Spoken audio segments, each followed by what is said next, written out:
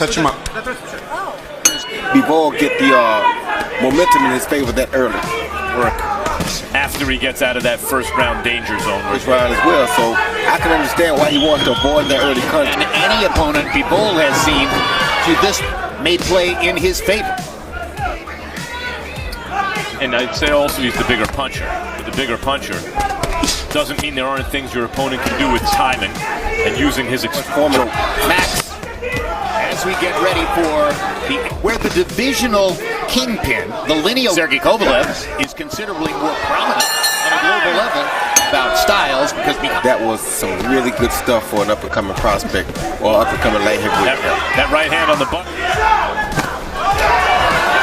Light heavyweight Gennady Golovkin. Now a sense of urgency may emerge for Bivol as blood would make him fun to watch. And what makes we wanted questions answered about Bivol already. The kind of punching I'm seeing from Bivol. Round 2 of which title belt was less. Guys, did anyone see what? Well, if we're looking for weaknesses in Bivol. Spectacular amateur career for Bivol. 2 wins and a clash of heads like that. Right, and if the fight is stopped, Bivol is averaging 9 landed jabs per round. The division average. About come after him like right there, he bounces back with his feet first, then he comes back and attacks with counter punches. That's the most. To play defense with his legs and get distant over against Barrera. Step back, bounce back just like that, landed with much. Great combination by Bivol. Kind of adversity, fighting against a better fighter than he's been in with before. Both guys are thinking high offense. When you get 2 guys thinking high offense like that, the heads will come together because shoulders, everything is coming forward. Holding his game together coherently, throwing and landing combinations. You've made the point often, Jim. What separates? Fourth round already. Round 3, Bivol.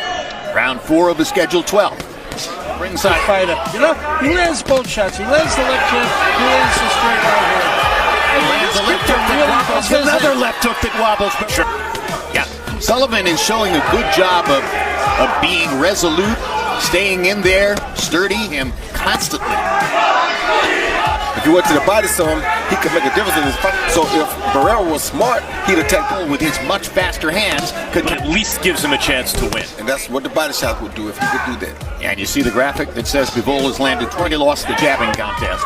He somehow tilt the fight in his favor via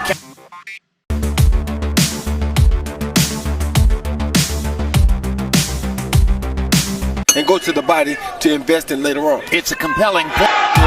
His explosiveness too. When he punches, he explodes with every punch. He doesn't wait, he doesn't walk into it. No wasted time.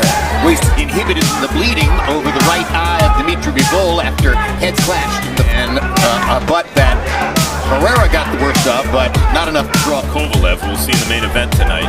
And we were very performance is bad news for the light heavyweight division because Bivol has had to, taste his own blood.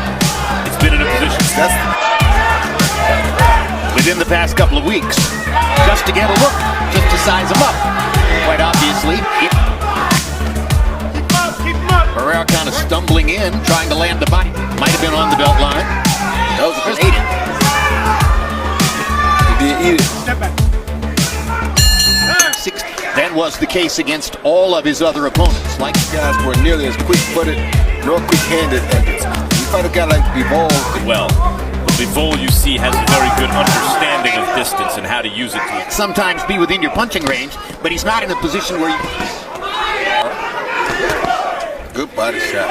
Now this time Barrera gets the right hand. Body shots, you feel me? So Barrera finding more. There's a little bit too long in the pocket after he throws a combination. Sometimes when it looks like the exchange is over, Barrera gives him something. A lot of steel on his punches right now, too, it seems, Max. Yeah. On some of them right now. That's about both lengths are about even now. Still quicker. Yeah, he's quicker. Or maybe Bivol is sensing that there's a little give in Barrera. To the body there moments ago. Maybe his 7th, Bivol landing on Madison is counted up. 6-0. 60-54 Dmitry Bivol. Jimmy's for Sullivan Barrera. How would he construct a knockout? Well, because we're just in the 6th round to the body, then try to come up and land something big over the top. If he hits you with a compact punch like that, it's going to cause Like that right hand right there. And right now we're looking at how bad does Barrera want it. Because if he wants it bad enough, oh, good shot. Right hand shot by And the feet got him out of position to be countered. At least. Bivol hasn't had a fight like real fight. No, they've all been walkovers by and large. Well, I said that right now, he can tell us how bad he really wants it. Because he still can win it if he Thought Bivol might have been slowing down a little bit in the last round. I want to beg to differ. Of a scheduled 12, Dmitry Bivol in his assignment in the main event against. That was a good try. Oh, good right hand. Round that said that Bivol Keeps his hands up very high, and he has quick hands. So usually when a guy has quick hands and keeps his hands high like that, it's very difficult rounds to go after this. Swelling on the left side of the forehead, deep being tested physically in a way.